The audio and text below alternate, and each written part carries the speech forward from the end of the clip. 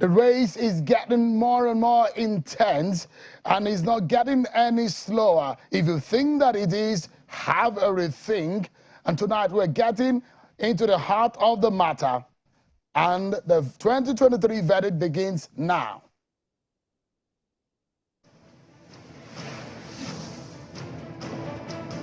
President Buhari is asking Nigerians to give him 7 days to respond to the Naira crunch situation amidst pressure from the APC governors after their meeting today at the presidential villa.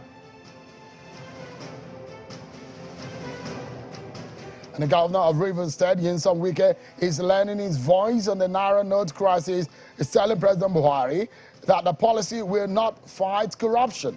And his claims of Labour Party's capacity to win the election or not in the 2023 elections. Comments of the governor of Kaduna State, Rufai, is getting some reaction. We are hearing tonight from the former secretary to the government of the Federation, Mr. Babache Lawal.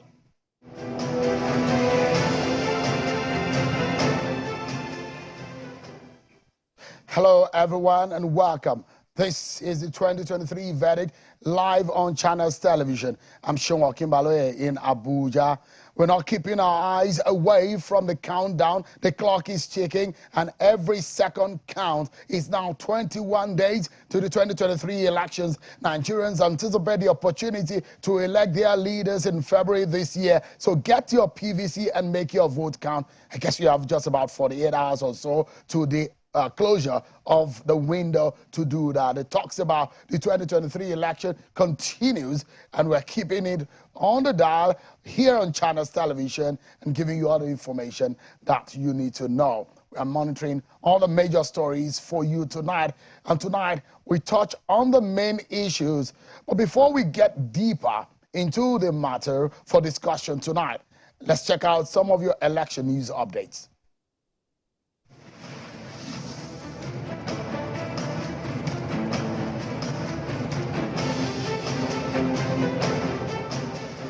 The Supreme Court has affirmed Colonel Kefas Agbo as the governorship candidate of the People's Democratic Party, PDP, in Taraba State for the March 11, 2023 governorship election. The judgment delivered by Justice Emmanuel Agim upheld the decision of the Court of Appeal, sitting in Yola, Adamawa State, that dismissed 2 different suits challenging the eligibility of Kefas Agbo to contest the governorship primary election of the PDP in Taraba State. The convoy of the Ebonyi State governorship candidate of the All Progressives Grand Alliance, APGA, Professor Ben Odo, has been attacked in Ohaoku local government area of the state. Confirming the incident, and aide to the APGA governorship candidate, Mr. Charles Otu, says the attack occurred around 9:30 p.m. of the 2nd of February 2023. The Minister of Information and Culture, Alhaji Lai Mohammed, has expressed concern of the government about the spread of fake news and disinformation ahead of the 2023 polls when he met with officials of Google and Facebook Meta in Abuja. According to Mr. Mohammed, there is a sharp rise in the number of fake news and disinformation as the 2023 general elections draws near. We will appreciate it if you can urgently consider work with our security agencies to bring down bots capable of inciting violence. The former deputy governor of Zamfara State, Madi Aliyu, is expressing confidence that PDP and its presidential candidate, Mr. Atiku Abubakar, will win the 2023 general elections. According to him, the ruling All Progressives Congress, APC, has failed in addressing the challenges the country is facing, which makes Nigerians seek a credible party and presidential candidate who can rescue Nigeria from the plethora of challenges being faced. State campaign management, discuss how far they've gone and what they've deliberated on, and from there we're going to continue to go further to the local government, ward level, and even the polling units to make sure we deliver Atiku Abubakar in the upcoming elections, inshallah. The Interfaith Dialogue Forum for Peace is urging Nigerians to vote for candidates based on competency, character, and capacity. Addressing journalists after a 2-day conference in Abuja, the newly elected co-chairman of the group, Reverend Amos Kiri, called for effective collaboration among critical stakeholders before, during, and after the elections, as they also appeal to politicians to embrace peace and accept the outcome of the elections.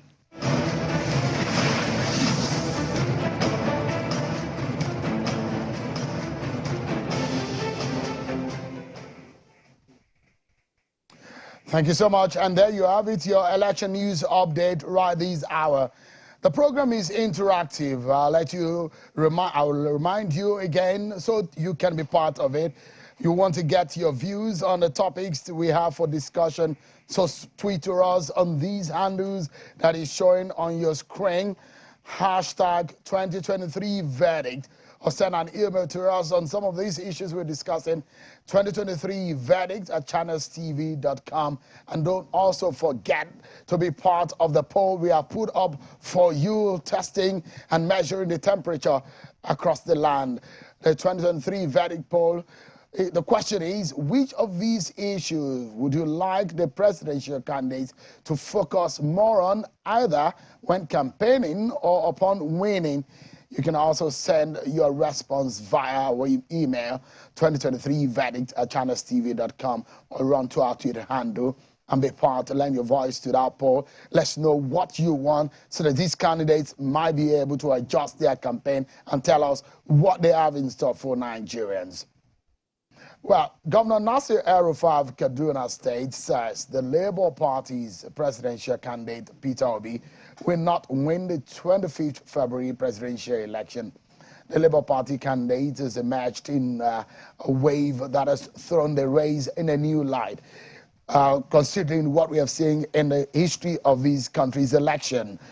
In the past elections, being a two-horse race. And look at Mr. Peter Obi was the vice presidential candidate of the PDP, and now coming to be the flag bearer of the Labour Party, is thrown a lot of dynamics into the race, and we'll be discussing that tonight on the program. But let's check the temperature of the race, and this is the state of the race right now.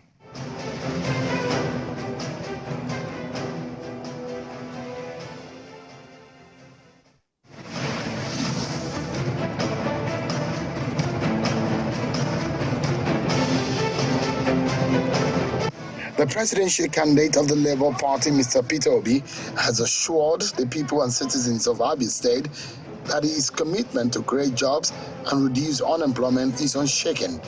The Labour Party flag bearer was at the International Conference Center in Umuahia, where he assured the people that every part of Nigeria would be productive. He says he's in the race to build a new Nigeria and fix the insecurity situation across the country. We want to secure Nigeria. Securing Nigeria is difficult, but I assure you it is doable. And the presidential candidate of the All Progressives Congress, APC, Bola Tinubu, is alleging a sinister plot to cause crisis that will lead to postponement of election and disruption of the polls. Tinubu, whose campaign train visited Ekiti State to converse for votes today, is asking the people to stand firm and resist any negative plot by destroyers. He describes Ekiti people as valuable intellectuals, promising that his administration will not relegate them if elected president. The presidential candidate of the Action Democratic Party, ADP, Alhaji Yabaji Sani, has kicked off his presidential campaign with a town hall meeting with indigents of Imo State in Owerri. At the town hall meeting held at the ADP presidential campaign office in Owerri, Mr. Sani says if elected president, his administration will tackle the numerous security challenges facing the nation, especially in the southeast. And I believe Nigeria is going to be saved. That's why we have the Noah's Ark, which is ADP. Chief Chekwas Okari, who is claiming to be the All Progressive Grand Alliance ABGA's presidential candidate, has unveiled Hadiza Mohammed as his running mate for the February 25 presidential election. Okori made the announcement at the unveiling ceremony in Abuja and urged the Independent National Electoral Commission, INEC, to recognize Edozie Njoku as the authentic chairman of the party. The party has been immersed in some leadership tussle. And President Muhammadu Buhari hosted some governors of the APC, where he asked the Nigerians to give him 7 days to resolve the cash crunch following the Central Bank of Nigeria's redesigning of the Naira notes. The governors told the president that the policy is threatening the good records of his administration in transforming the economy. President Buhari told the governors that the currency redesign will give a boost to the economy and provide long-term benefits. And the governor of Rivers State, Nyesom Wike, is also speaking about the issue of the Naira note. He's asking President Buhari to rethink the policy and it will not fight corruption. Governor Wike also said the election is not going to be based on, quote, cabal assurance, but be based on people's assurance. He was speaking at a PDP campaign in Okrika local government area of Rivers State. Mr. President, I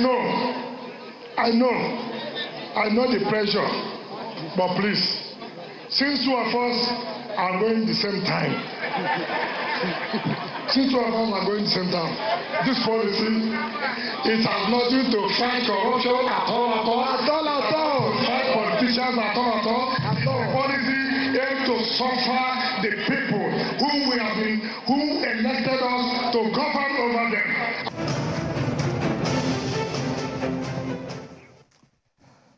Some of the breaking news that we're following for you right now, which will bring you details right on the program. It's about what the reactions of the governor of the central bank, Mr. Godwin Emefiele, about the state of the swap of the Naira notes, the new introduction of the 200, 500, and 1,000 Naira notes, which has caused a lot of controversies. The breaking news that we are following for you right now, we give you details as much as we're getting them. The governor has been speaking at a press conference in Lagos. We're bringing you some of the details as we know them right now. So there were polls indicating that the Labour Party presidential candidate Peter Obi is in the lead in the race. And so those who do not agree with the outcome of those polls, one of them is the governor of Kaduna State, Nasir El-Rufai, who says those polls are not accurate and that, quote, Mr. Obi is just a Nollywood actor, is going nowhere. Tonight, we speak with one of the backers of the Labour Party candidate who dumped the APC. He was a former secretary to the government of the Federation, Mr. Babache Lawa. He joins me live here in our election studio. Thank you so much indeed for joining us tonight. And welcome to our election studio. Thank you, Chef. You enjoy it, isn't it? Oh, yes, I do. You love it. Thank you so much. Yeah. Good to see you. Thank you. Let me begin by asking you, how is the race from the last time you were on Politics Today and now? Anything changed dramatically? Well, on the side of the Labour Party, you mean? What has changed is that areas where we had not expected Labour to do well, they are galloping through. And the momentum is so much that it's difficult to contain. You know, when this 2023 election season commenced, the Peter Obi was not on the card. During the computations as to what would happen, the expectation was that the race was a straight one between APC and PDP. Then out of nowhere, Peter Obi comes in, and then followed by Rabiu Kwankwaso. And the whole permutations change. Unfortunately for the two parties, the APC and PDP, they didn't have the capacity to factor in these new dynamics, and the thing is overrunning them. As we speak, Peter Obi has run PDP out of Adamawa State. They have run PDP out of Taraba State, Plateau State, Benue State, Kaduna State, and quite a lot of the states in the north where our calculation was we're targeting 25%. But now we are targeting anything from 55 to 70% in majority of the states in the north. Of course, also we had some doubts about whether or not the southeast will come out en masse to support Peter Obi. But to our pleasant surprise, it is now a complete overrun. No party, they only go to southeast to campaign as a form of tourism, you know, and to further demarcate themselves. In the south-south, where we thought we were going to compete on a 50-50 basis with any other party, I mean, maybe PDP, we find ourselves targeting 80-90% in the south-south. So that's why it is. I can tell you that even in the far north, with the so-called far north. I'll give you an example. 2 weeks back, I sent some campaign materials to one of our supporters in Katsina. And when it got to the motor park and the poor man went to collect the campaign materials, the motor park security wanted to see what was in the bag. And when it was discovered that it was Peter Obi dirty T-shirts, they ransacked it. Everybody got a piece of it. And what they were telling the poor man was that in Katsina, they are tired. They've been told over and over to vote for their fellow Muslims. They did vote for their fellow Muslims in past elections, and see where they are.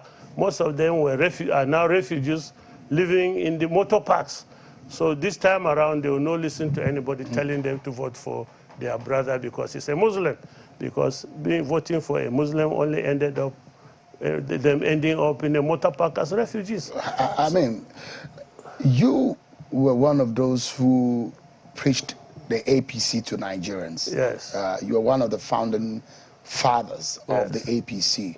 Yes. Did you ever envisage, because now you are saying, from your description, it is, or perhaps I should get clarity from you, Yes. when you say people are tired, what do you mean? Or what do they mean about the situation of things? Well, in the life of a people that are so oppressed, living under undescribable insecurity, poverty, ignorance, hunger, and disease, a time comes when they get fed up, and a little thing will just ignite the flame, and there's a conflagration. I can tell you that Peter Obi is that conflagration in Nigeria, because every Nigerian has come to realize that there's no way we can continue the way we are doing. And what is wrong with the state of things right now? Nothing is working. Nothing is working.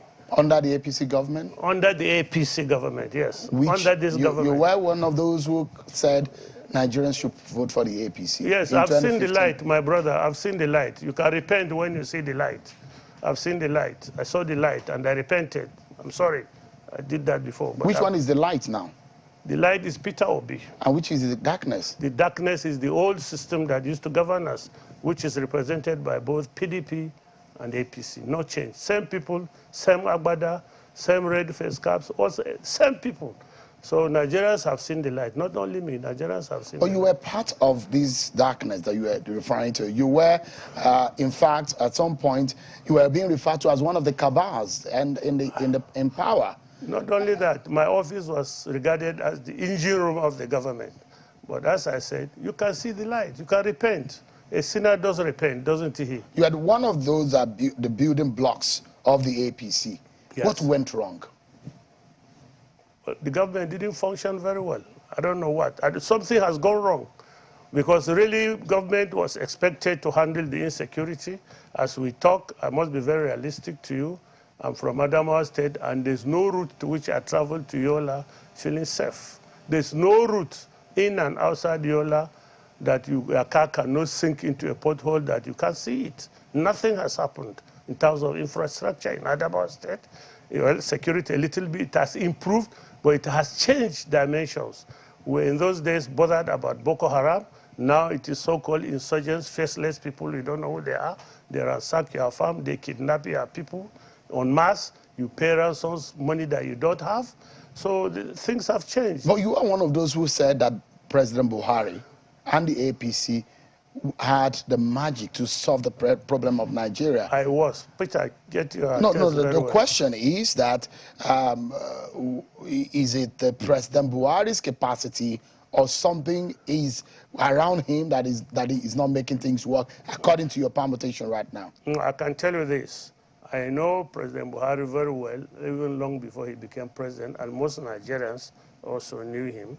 And the expectation was that based on his antecedents as a former governor of Borno State, former minister of petroleum, and then president, he had shown a remarkable sense of ability to rule. And every Nigerian had hoped that 2023 will be, because by 2025, 2015, we were almost at the same level we are at this time around. People were fed up. But when he got in, I think the president has issues with his lieutenants about who executes the orders he gives and who executes the policies that he makes. And that is really my own side of You think things went out of his hands? Things are out of his hands. There's no running away from that fact. I say there are power behind the powers, right? There are people that don't take the orders they are given. As soon as they leave where the order is given, they go and do different things. Are these the cabals? There's nothing like cabal. Cabal. There's no government that doesn't have an inner caucus. There's no government. Are these the people who you think are spearheading There things? are people who have the ear of the president, to whom president by functionality, their functions in government ought to do things, but they are not doing what the president tells them to do, or what the president expects them to do, or what the society itself expects them to do. Why do you assume that these people are not doing, are doing this? Do they have any motive? Or why would the president give an order and people around him will not, according to you, are not doing it? Obviously, it does appear clearly that the president gives orders that nobody obeys. As soon as they say, yes, sir, and they leave, they go and do different things. And these same people, or their kind, are expected to report back results to the president. And if they choose to report the wrong result, what's the poor man going to do? You are familiar with the inner workings of government at that highest level. And I'd like to ask you, Governor El-Rufai was making mention of the cabals who are working against the victory or the winning possibility of Bola Tinubu. One would be wondering, who are these people? How powerful could they have been? Can you decipher the kind of things that Governor El-Rufai is describing? First of all, Sharon, I don't want to engage in idle chatter. The Bible has so many verses warning against idle chatter. And when the president, so I don't want to take Nasir Rufai on his idle chatterings all over the place. But one thing is clear. If the president, if the society wakes up and there's fuel shortage all over the country, there's no way you can say it's targeted at APC alone. There are 18 political parties that operate in the same environment. If there's shortage of cash out there, and there's no way, it's idle chatter, or if you say it was targeting a particular political party, all the 18 political parties are operating in this environment. So how APC came to the conclusion that it is targeting them is like, I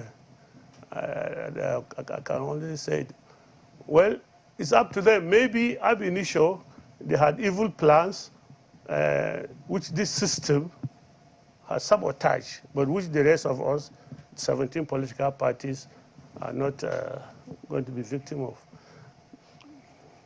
The issue now of the capacity of your candidate, the Labour Party candidate, Peter Obi, in winning the election. And I make reference again to Governor El-Rufai's statement saying that the race is between the APC and the PDP. He says Peter Obi is a Nollywood actor and he's going nowhere. Those are his words. How do you react to that?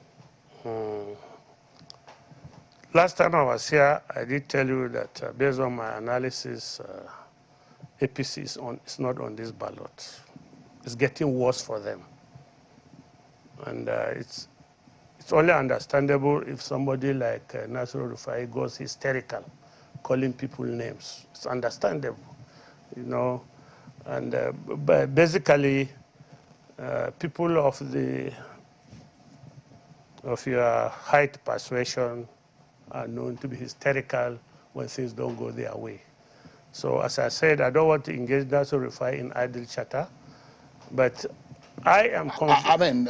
Let's stay on what he said rather than the personality. No, he has rights to his own views anyways. Yeah, that is the idle chatter I'm talking about. But you can express your views. Yes. Could that be seen as an idle chatter too? Of course, if it's idle chatter, it is. But if he says that the race is between the APC and PDP, is that an idle chatter? I can give you my own statistics. Please go ahead. I said here that the areas where APC was hoping to cash in, Atiku has chased them out of town. it's clear that places like Borno, they are fighting for their lives. Atiku has moved in. APC has, Labour Party has moved in. What this Muslim etiquette has done is to awaken, a sleeping majority. People who never felt they had anything to gain in the political system because they were busy. They had the view that the voting for anybody is moving from one suffering to another. But now they have woken up. Somehow, this APC ticket has woken up people and has exposed APC's failure and has managed to create a link between PDP and APC as those who have been ruling us for years, and the consequence of which we are suffering the way we are doing. So everybody, every Nigerian is now determined to have a say in this election, and those who, Nasir Rufai, for example, claims that the Christians were not many, that northern Christians are nothing, they are not many. I want him to wait for 25th February and he'll see the shock of his life. You know, when he goes around banding about 5 million, 6 million votes in Kano, he forgets that in that 5 or 6 million, Igbos are about 1 million. Igbos alone, resident in various towns in Kano State. And for the first time, because of the insecurity that his government and their type have created, people couldn't travel to their villages to go and register as it used to be. They register where they are. Those factors will play out in this election. Those factors. It's a mistake for you to say that 6 million registered voters in Lagos are all Yorubas. They are not.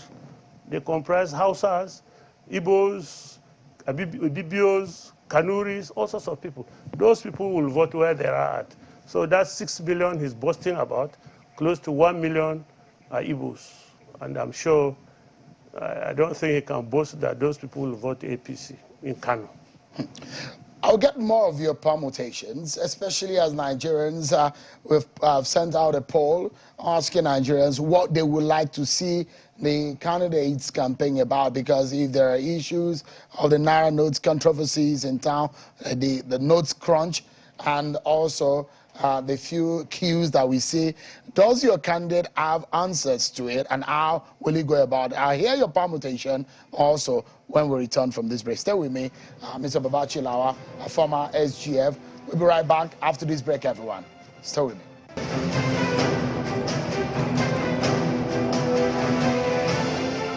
Thank you so much, everyone, and welcome back. Don't forget, we told you earlier that you can get your views across to us by tweeting to us on the handles that we have, especially using the hashtag 2023 verdict, and send an email to us also, 2023verdict@channelstv.com. Let's get back to the conversation with my guest tonight.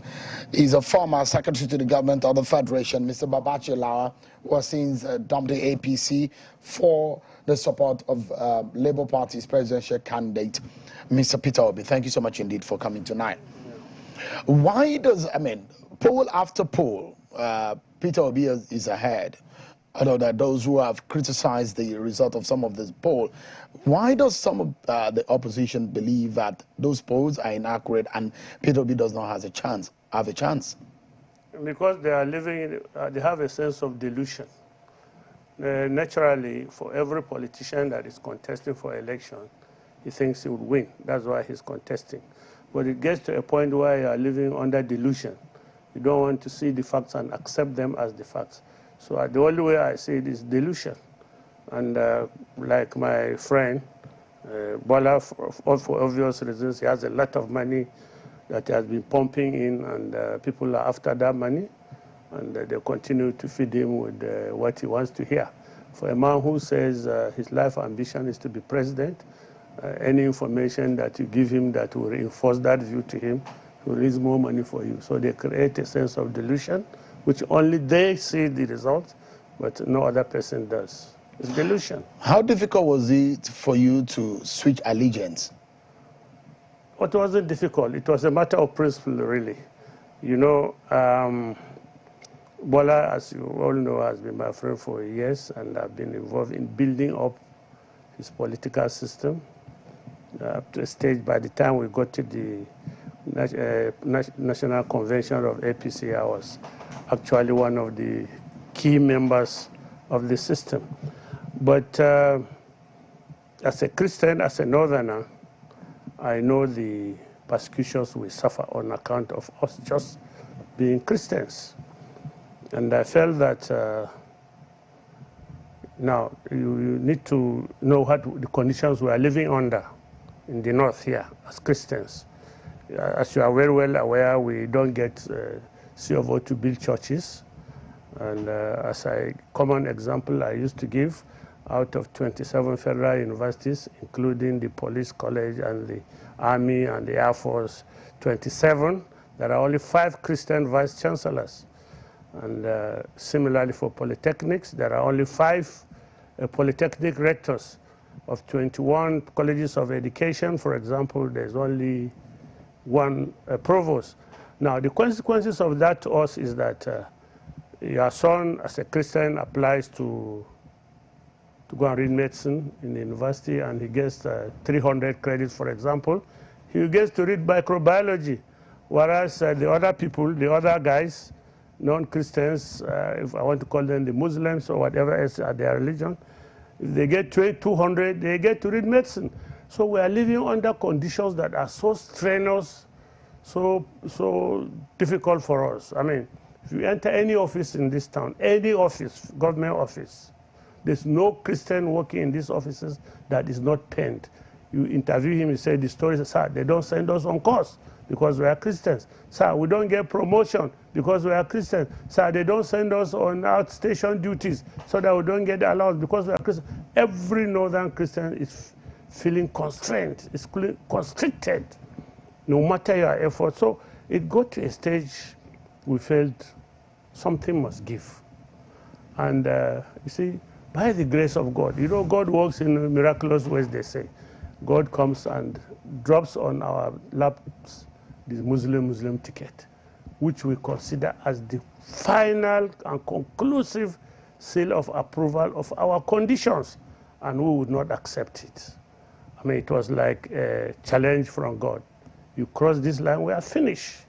So I felt that since all my people, my brothers, my sisters, my colleagues, people we grew up with and so on and so forth, were feeling constrained in doing a Muslim ticket. I mean, you don't lead the people that are not following you. You only end up leading yourself. So I turn back and I look at every Christian in the North will not follow me today, a Muslim ticket. So who am I leading? And of course, I too have been a victim of all these things they are saying. I've been managed to, by the grace of God, progress and scale through. So we all decided that we will not do it. Mr. Lawal, but you held an enormous power as the Edge SGF. Yes. You had powers to change things. Why was it difficult for you to do it? Let me tell you, even when you become, like President Buhari appoints me as secretary to the government, a lot of them felt that I should be grateful for that privilege, that I don't merit it. It's just a privilege.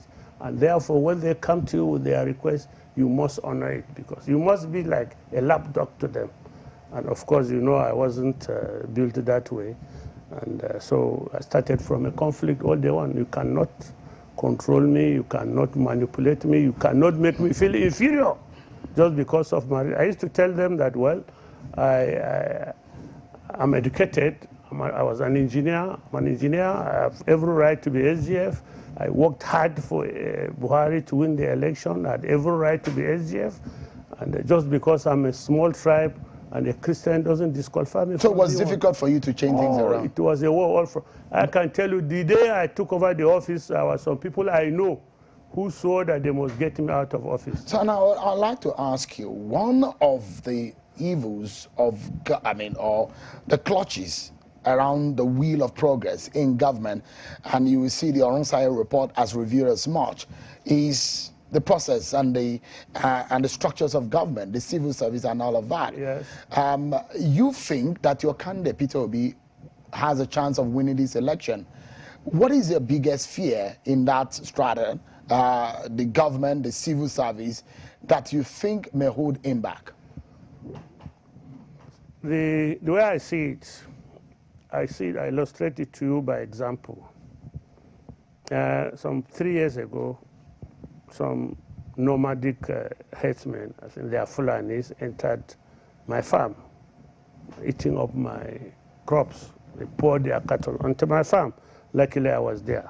We chased them out and arrested about 4 of them and took them to the police station. At the police station, they were boasting. They were boasting. Don't you know that this is our government? Do you think that we can come here without somebody authorizing us to do? Of course, as a former AGF, I knew they were just talking nonsense. Nobody could have told them to enter my farm. But they had the perception that because they are Fulanis and their brother is in government, they could do whatever they liked. Now, for as long as their brother is not in the government as they think, their arrogance will automatically go down to maybe our level, if not lower. So it is important that we fight this arrogance of both the privileged and the underprivileged by thinking that they can do whatever they want to do and get away with it without this. Quite a lot of things happen if I think the impunity will not be there if a person other than a northerner becomes president.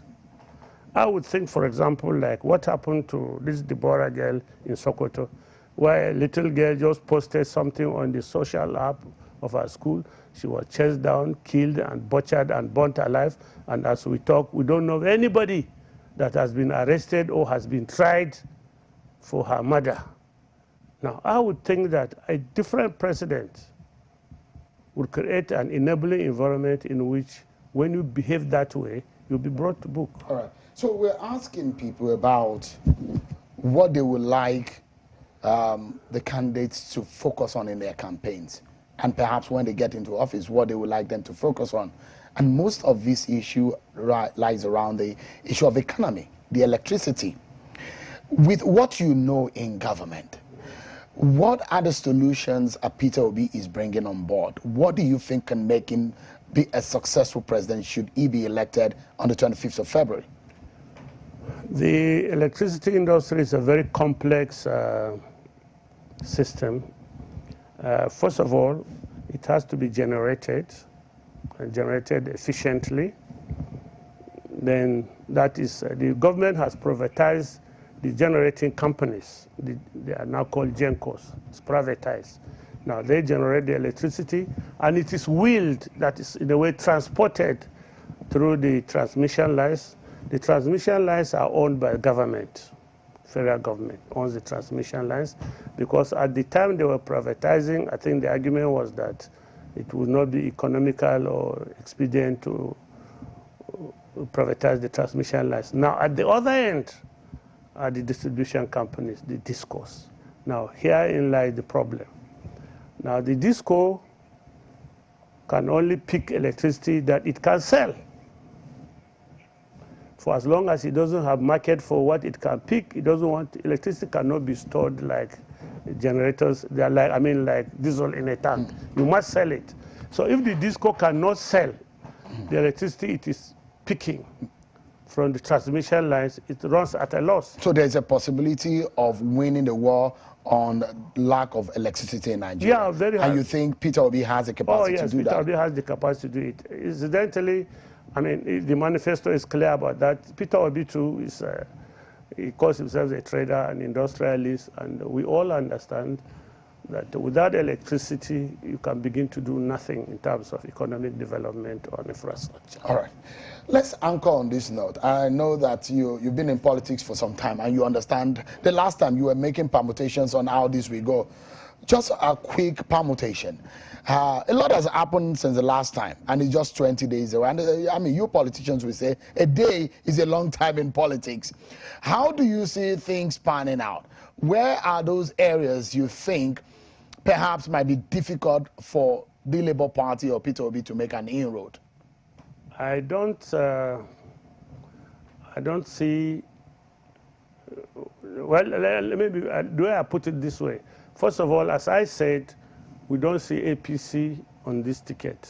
We don't. I mean, our own in Labour Party. Well, so the race is between you and who? The race is between PDP and Labour Party. And yes, it is true the large voting populations, Sokoto, Kano, in the north, the larger populations in the north might go PDP. So their chance of getting a large number of votes is high. But we are eating into it. As I did say here before, it's wrong to assume that because Kano has 5 million registered voters, they are all going to vote PDP because APC is not there. Of course, Kano is going to Kwankwaso, they are son of the soil. If let's take son of the soil syndrome, Kano will take, Kwankwaso will take Kano. Maybe PDP will come close second, and then we, Labour Party, will pack the balance. And we do think that, I will not leak some of our permutation secrets, but I know that there are quite about 6 or 7 local governments in Kano that we are very hopeful. But you think that this election will end on the first ballot? That's what I'm trying to say. Our strategy now is to deny Atiku the possibility of getting 24 states.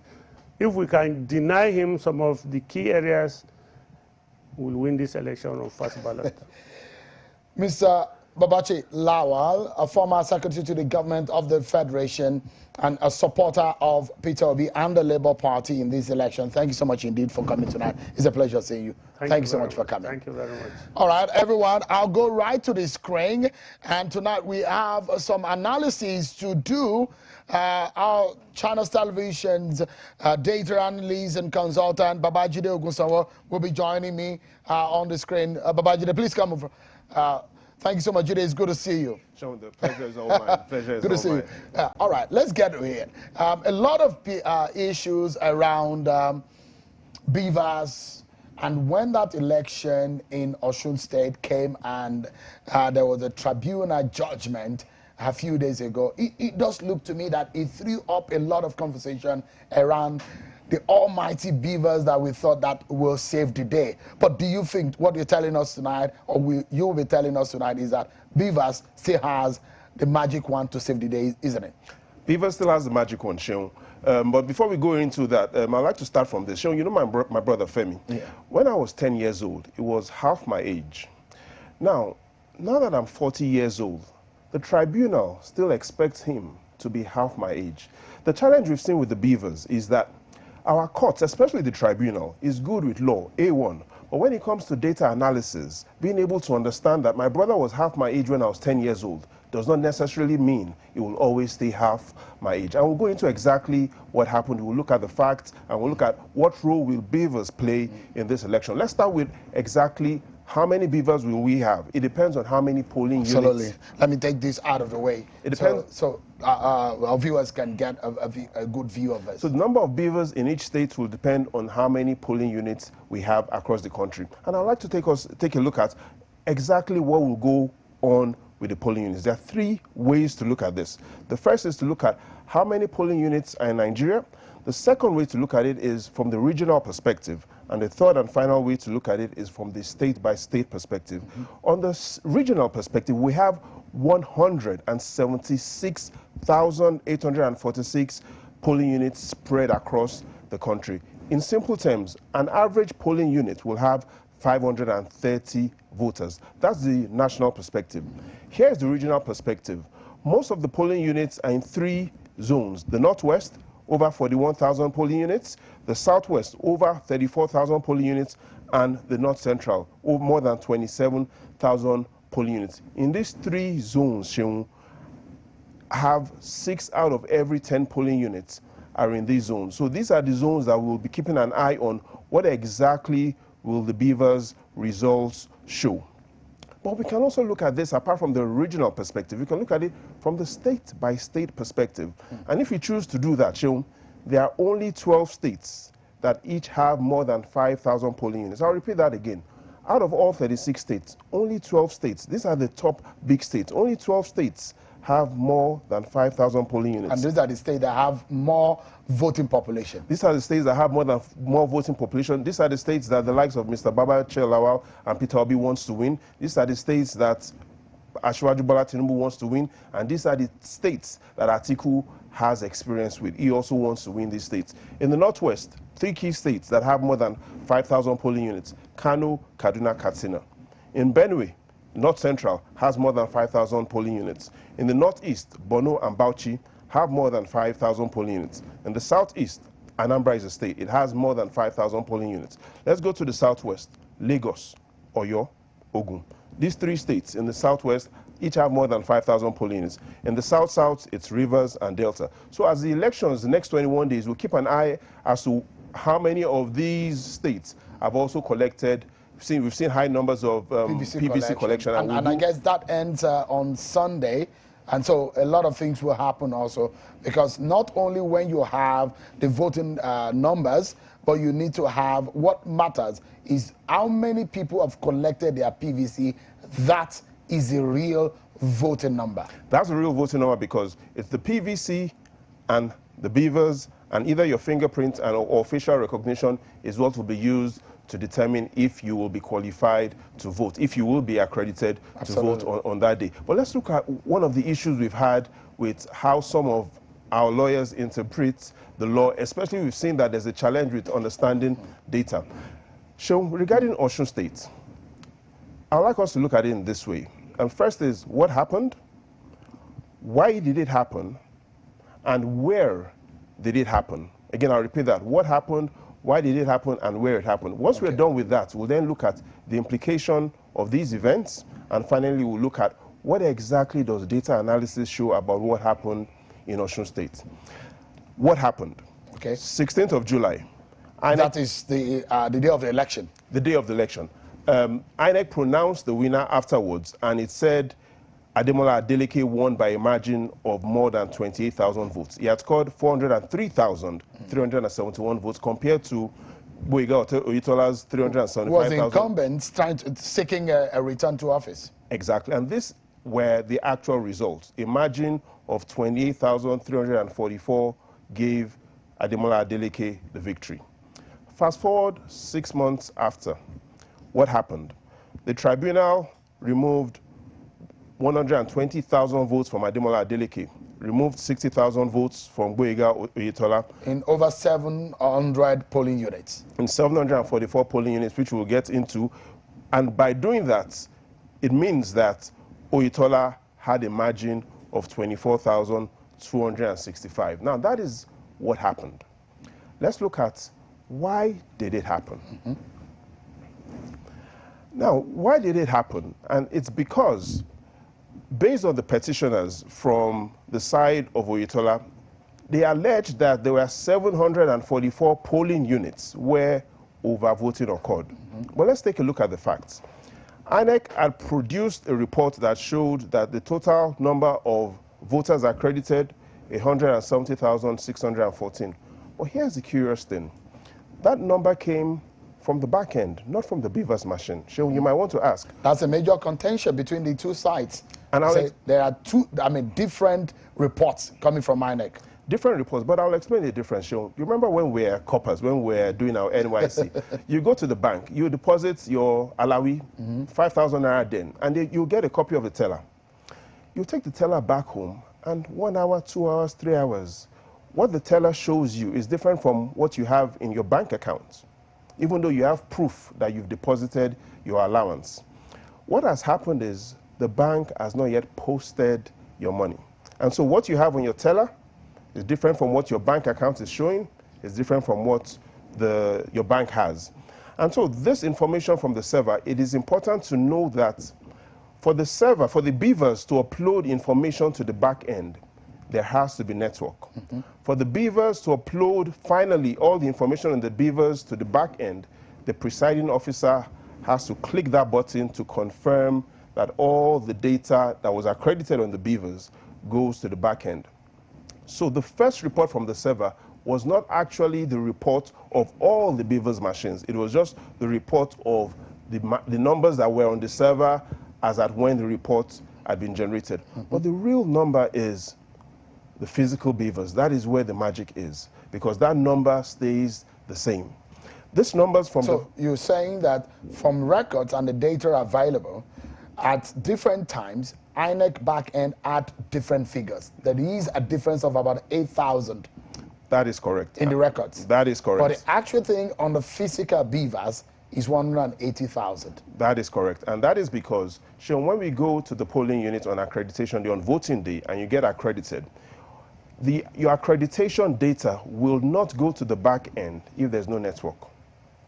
Accreditation data only goes to the back end when there is network. And to confirm that all data on the accreditation machine goes to the back end, it is required for the presiding officer to complete and press that button to make sure that everything is uploaded. What we saw in Osun was that there were so many presiding officers that did not upload the data. Not that the BVAS was not working. The BVAS was working. They did not upload the data. So the data on the BVAS could show 1,000 people accredited. But because they have not uploaded the data, they shut it down and show the server at the back end will show a different result. Results from the server is different from the results from the BVAS machine. And globally, Sean, if you check, in all the countries that use the BVAS or similar technology to the BVAS, the physical check of the BVAS globally is the standard. This is where the information really lies. And this is where the problem lies, the discrepancy, or the controversies around the figures that were presented by the different parties based on the information available to them from INEC. So because of the discrepancy, the tribunal believed that there was overvoting. But Sean, let me give you some simple maths. That 2 + 2 and 2 × 2 gives you the same result. Does not mean 3 + 3 and 3 × 3 will give you the same results. Again, that my brother was half my age when I was 10 years old does not mean when I'm 40, it will still remain half my age. The tribunal has shown a good understanding of the law, but we haven't seen sufficient understanding of the role of technology and data from the tribunal. And so this is exactly what happened. Now we go into where it happened. It happened based from the petitioner across 744 polling units. In other words, the petitioner showed and was able to discuss that the number of accredited voters from the back end was lower than the number of accredited voters that was used for the election. And so, for instance, we have 10 local governments that these 744 polling units came up with. So we look at Ede North. There are 139 polling units in Ede North. Based on what happened, they cancelled 99. In Ede South, out of 101 polling units, 90% of polling units in Ede South were cancelled. The challenge is all these 10 local governments was won by one candidate. Ede North, Ede South, Egbedore, Ejigbo, Ila, Ilesha West, Irepodu, Obokun, Olorunda, Oshogbo. Each of these local governments was won by Ademola Adeleke, but the tribunal cancelled everything across these local governments. So that's where it happened. What are the implications? The implications are that across all the polling units that were cancelled, Ademola Adeleke lost 28% of his total votes. Of over 360,000 or so votes. Exactly. He lost 28% of his total votes. Boyega Oyetola lost 16% of his total votes. And that's exactly how we are today, where the tribunal declared. But in the final analysis... Just for a moment, hold the thought. We need to take a short break, everyone. But when we return, we will conclude some of the thoughts on what really happened. Babajide Ogunsanwo is still with me, and at this moment, we will conclude on that conversation, and my next guest will be joining me. Stay with me, everyone. The 2023 verdict continues after now.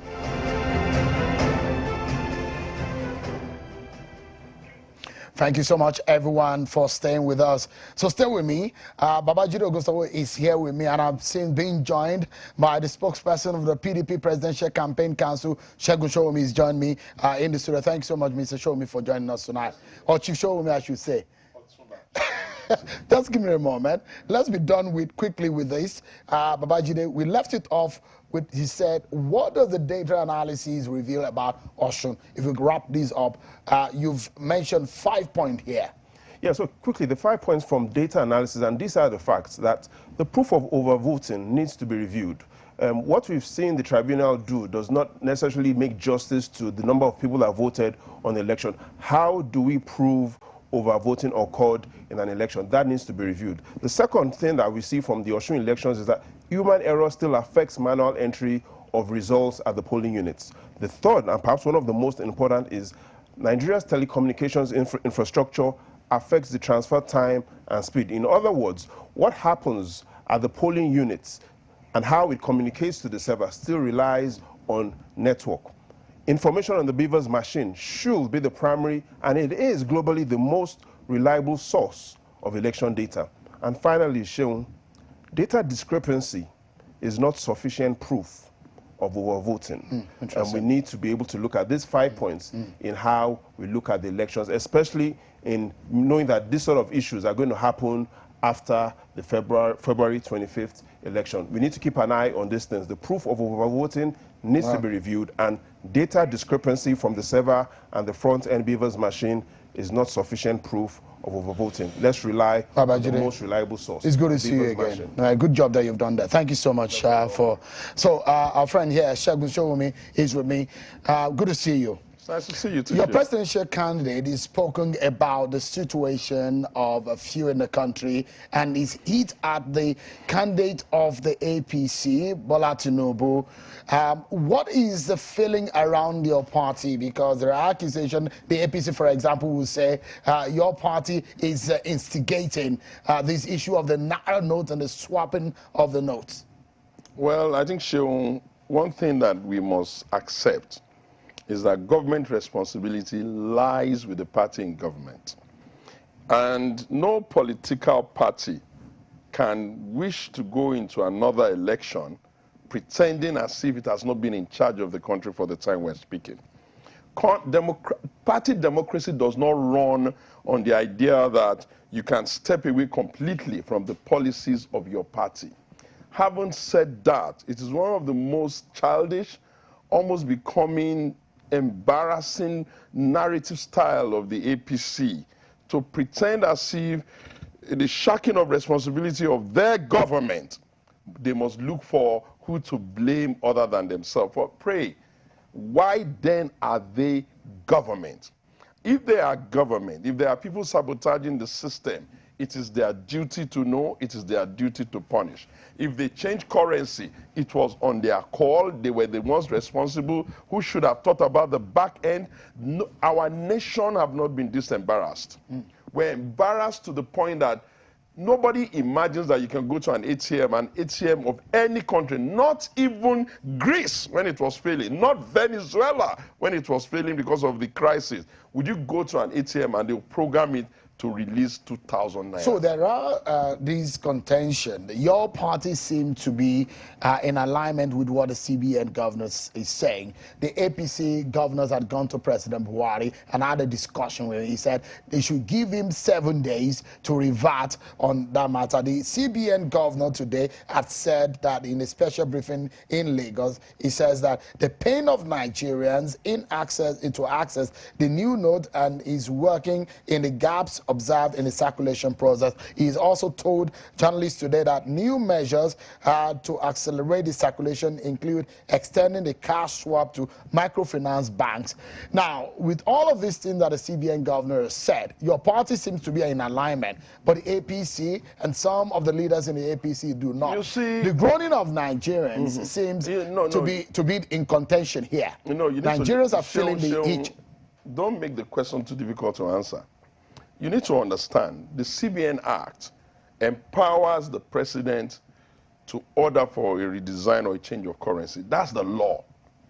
That we are not shouting hooray and jumping up and down and overheating the body like these kindergartens that are in APC is because we understand what governance is about. Once a government policy is in place, all stakeholders within the country must do everything humanly possible to allow the policy to work. It doesn't mean that we were the one who ordered this nonsense. And it is evidence of the failings of their government, the failings of their party, the childishness of their presidential candidate, and the near meddlesomeness of their governors. If there is a policy that affects money circulation, even for the purpose of election, it affects all parties. We're not going to be doing our processes with leaves, but they're so pampered and so indisciplined that one just even wonders how the president copes with them. They're way too much in the habit of saying anything that doesn't go well what for them. What I put in the question is the groaning of Nigerians who said they don't have access to the issue of the notes. Then they should solve that problem. Listen, nations are delicately managed so that you don't implode nations. If opposition parties, the PDP, started to instigate people the way they are instigating people, do you know what can happen in this country? These people are just too childish. Yes, there's a problem on the ground. It is the failure of the CBN to even think that it can introduce a new currency at this time without thinking about the back end. The last 2 days I've been asking myself, how do the beggars in the country, those people who we know beg for alms, how do we expect them to cope? How do the poor people in the rural area cope? These are germane issues. Do you think there should be an extension? I think the government and the CBN should just wrap up and go. They frustrated Nigerians with the longest fuel regime, you know, that we've ever seen, where people are just, nobody can explain anything. We're now having a situation, people can't even get their own money from the banks, people are quarreling, people are rioting in Ibadan, everybody is under agony, and the party in charge, the party that is responsible for all of this misdirection of the country and mismanagement of the country, are the ones that are up in arms. You know, it's almost like you're wondering, who's to blame here? It's your party, it's your government, it's your policy. You can't cherry pick. You get everything if you want the benefit. You're going to have to take the burden, and you can't step away from it. It's parties that are on the ballot. In this election, the people of Nigeria must understand that political parties must carry the responsibilities of their government. That's how it works everywhere. Nobody will allow you to come and say, oh, we're not the one in charge when they're the one in that government. Mr. Shagun Showomi, always a pleasure having you. Our time is done. That's our time. Thank you so much indeed. Well, that's our show for tonight, everyone. I'll see you again on Sunday. I'm Sean Akimbale. God bless Nigeria.